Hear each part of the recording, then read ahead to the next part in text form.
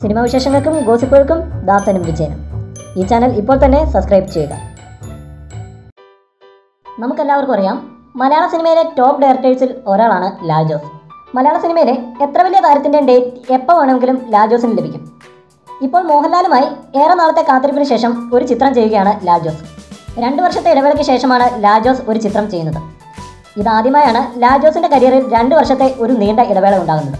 ഇതിനുള്ള കാരണത്തെക്കുറിച്ച് കഴിഞ്ഞ ദിവസം ഒരു ദേശീയ മാധ്യമത്തിന് നൽകിയ അഭിമുഖത്തിൽ ലാൽ ജോസ് സംസാരിക്കുകയുണ്ടായി.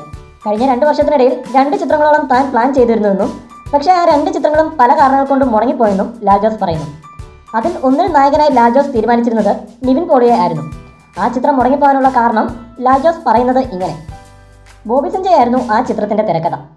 സിനിമയുടെ 1 ലൈൻ നിവിൻ പോളിയോട് പറയുകയും ഇഷ്ടപ്പെടുകയും ഓക്കെ പറയുകയും ചെയ്തു. പക്ഷേ തിരക്കഥ കേട്ടപ്പോൾ നിവിൻ അതിൽ കോൺഫിഡൻ്റ് അല്ലായിരുന്നു.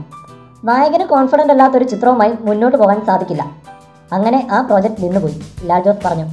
സത്യത്തിൽ നമ്മളുടെ സൂപ്പർ താരങ്ങളായ മോഹൻലാലും മമ്മൂട്ടിയും പോലും നിരസിക്കാത്ത ഓഫറാണ് നിവിൻ ഒഴിവാക്കിയത്.